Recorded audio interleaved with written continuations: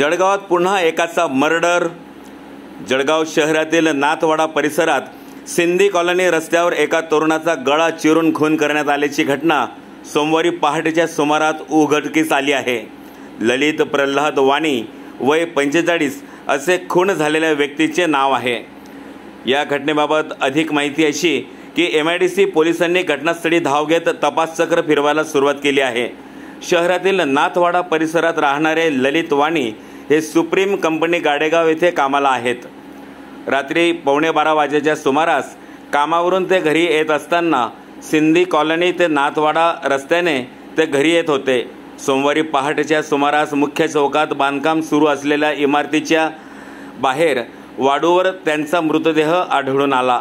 घटनेची माहिती मिळताच MIDC पोलीस ठाण्याचे निरीक्षक बबन आव्हाड यांनी पथकासह धाव घेतली। दरम्यान मयत ललित वाणी यांच्या गळ्यावर अज्ञात व्यक्तींनी वार केल्याने त्यांचा मृत्यू झाला आहे।